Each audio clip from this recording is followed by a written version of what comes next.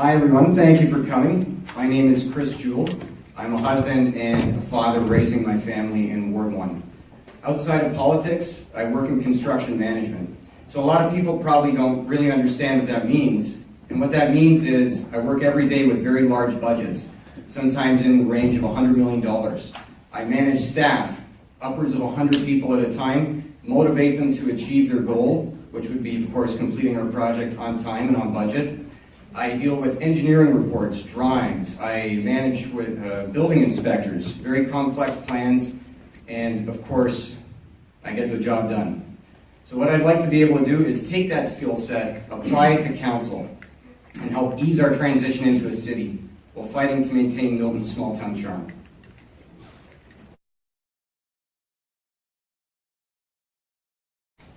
So what other municipalities are doing, what Toronto's currently looking at is subsidized Uber. And I think that is an excellent opportunity to provide not only a better service for urban Milton, but to connect rural Milton as well. Not only is it a better service, it's cheaper. Approximately 25% of the cost of a bus-based service. So that's what I would be advocating for. And it's already been mentioned in the official transit plan as an opportunity or an option. And I think that's the direction we need to go in, providing a better service, cheaper, that connects everyone.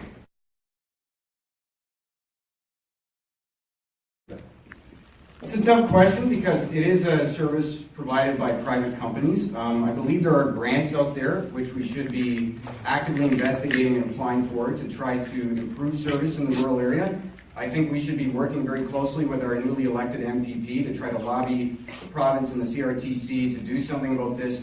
But in the short term, we have to get the service out there. And I think we should be looking at creating high-speed hubs within these communities so that businesses and homeowners and students can have a place to go to actually get connected.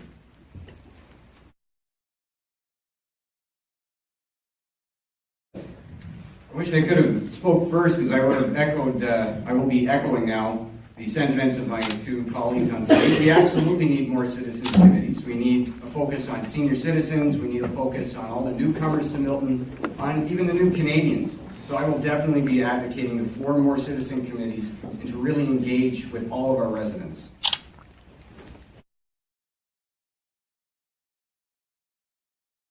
So I'll say yes too, but the thing I'd like to really emphasize is, has anybody in the room actually read the budget?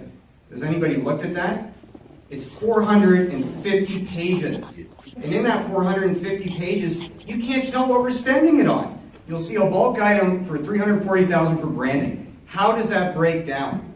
So how are we ever going to draw savings out of this budget if we don't really know what the details of the budget are? I mean, imagine you go to the grocery store and you just get handed a bill that says $100. But you don't know what you spent that on. You see, okay, well, I had a cantaloupe. Was a cantaloupe $100 or was that 90 cents? So we need far more transparency in the budget. We need to cut out the long-winded 450-page explanations, and we need to get the real budget into the hands of the people.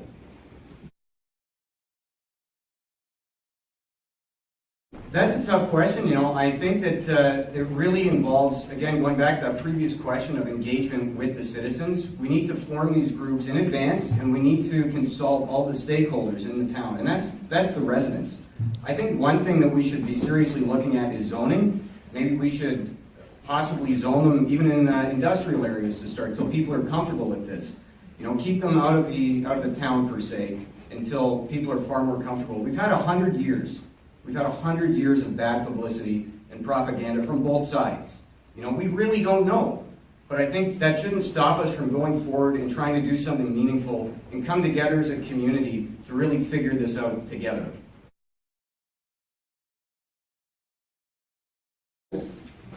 Well, I'm very sad to say that we'll be losing the Restore, which I think would be an excellent private sector partner in providing affordable housing. So it's very sad. It was a problem with zoning, and I think that's going to be a great loss. What I think we need to do going forward is we need to work with other private sector partners, such as developers, and really demand that they do a lot more to provide that affordable housing. You know, we can leverage them when we're reviewing plans of subdivisions, site plan approvals, and I think that should be the town's rightful role in making sure that Milton is affordable for everyone.